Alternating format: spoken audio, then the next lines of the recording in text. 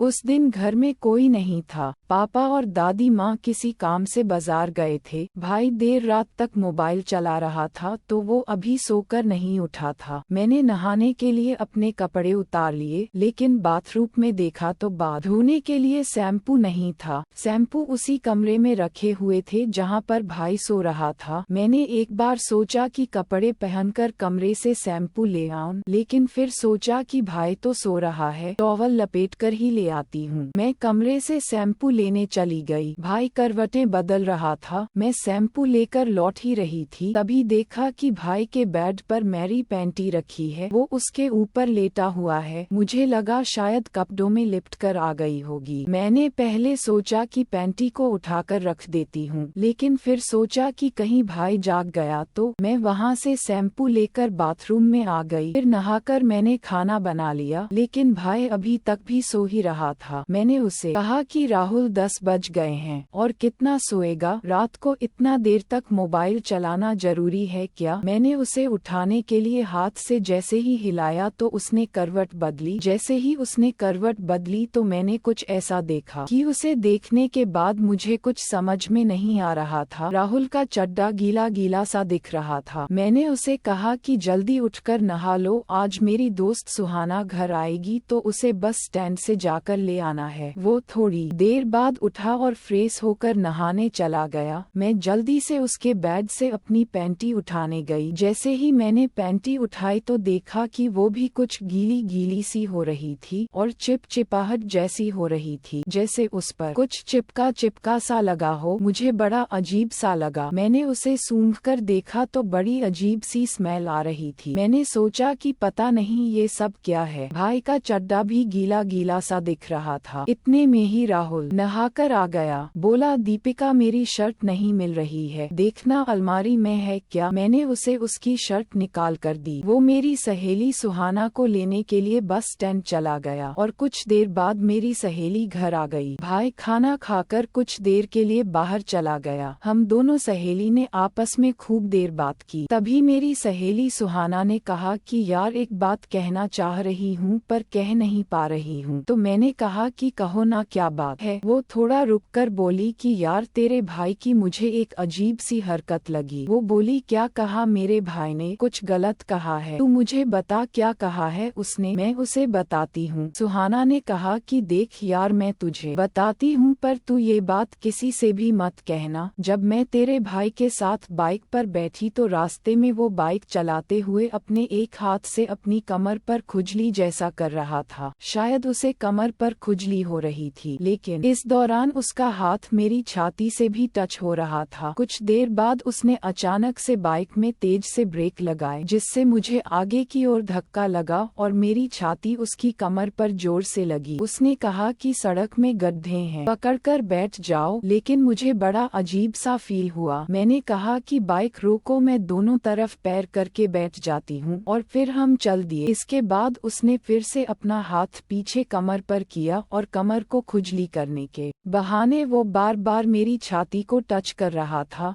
वो अपने हाथ से मेरी छाती को सहलाने की कोशिश कर रहा था।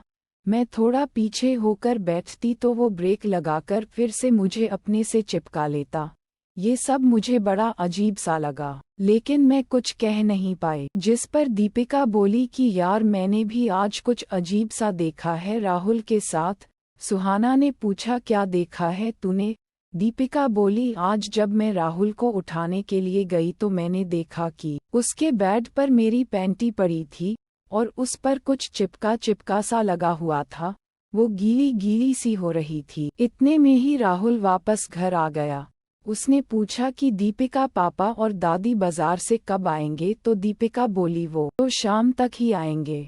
राहुल फिर से अपने मोबाइल में लग गया और कुछ देर बाद वो सो गया। दीपिका और उसकी सहेली के बीच बातें होती रही और फिर उसकी सहेली सुहाना बोली कि यार अब मैं चलती हूँ, कई घंटे हो गए, मुझे बस स्टैंड छुड़वा दो। तभी दीपिका बोली, नहीं यार, आज यहीं पर रुक जा, कल चली जाना, मैं अंकल आंटी से बात कर लेती हूँ। उसने सुहाना की मम्मी को कॉल करके कह दिया कि आंटी इतने दिनों बाद तो हम दोनों दोस्त मिले हैं, सुहाना को आज के लिए मैं अपने घर पर रोक लेती हूँ। वो कल आ जाएगी, जिस पर सुहाना की मम्मी ने हाँ कर दिया। शाम होने के बाद पापा और दादी घर आ गए। पापा बोले कि दीपिका, मुझे अभी तेरी ननिहाल के लिए निकलना पड़ेगा, कल तेरी मम्मी को लेकर आना है। पापा ननिहाल जाने के लिए निकल गए। हमने रात का खाना खाया और सोने चले गए। दादी बाहर हॉल में सो रही थी, भाई बराबर वाले कमरे में और हम दोनों सहेली एक कमरे में सोने चले गए। रात को करीब 12 बजे राहुल ने हमारे कमरे का दरवाजा खटखटाया। मैंने दरवाजा खोला तो वो बोला कि यार पता नहीं अचानक से मेरे कमरे में लाइट चली गई और गर्मी बहुत है, तो मैं तुम्हारे कमरे में ही सो जाऊं क्या? जिस पर मैंने कहा कि मैं एक बार सुहाना से पूछ लेती हूँ, जिस पर सुहाना ने कहा कि कोई बात नहीं है, इसी कमरे में सो जाए। दीपिका बोली हम दोनों सहेली एक तरफ होकर सो जाते हैं और तुम इस साइड में सो जाओ। कमरे की लाइट बंद करके हम सो गए, लेकिन मुझे अब नींद नहीं आ रही थी। अपनी सहेली की वो बातें और मेरी पैंटी की बात याद आ रही थी। करीब आधा घंटा बीता होगा कि राहुल ने मेरी तरफ करवट बदली। मैं चुपचाप लेटी हुई थी। वो धीरे धीरे करके मेरे करीब आ गया। उसका बदन मेरे बदन से टच होने लगा। तभी मुझे महसूस हुआ कि मेरे पीछे वाले सामान से कुछ अजीब सा टच हो रहा है। मैंने नाइटी पहनी हुई थी। सोते में मेरा कुछ कपड़ा टांगों पर ऊपर तक आया हुआ था। मुझे अजीब सी बेचैनी सी हो रही थी। अब वो धीरे धीरे मेरे पीछे हिल रहा था और कुछ देर बाद उसने अचानक से अपना एक हाथ मेरे ऊपर रख लिया और फिर धीरे धीरे अपना हाथ मेरी के पास ले आया। मैं कुछ भी कह नहीं पा रही थी क्योंकि पास में ही सहेली भी सो रही थी। मैं चुपचाप लेटी हुई थी। बदन में अजीब सी बेचैनी हो रही थी और अब उसने अपने हाथ से मेरे आर्म को पकड़ लिया और उसे सहलाने लगा। मैं जरा भी नहीं हिली। उसे लग रहा था कि जैसे मैं गहरी नींद में हूँ। अब उसने मेरी ब्रा के अंदर हाथ डाल लिया। जैसे ही उसने मेरी आर्म को अंदर से पकड़ा तो मेरे बदन में कंपन सी होने लगी। दिल जोर जोर से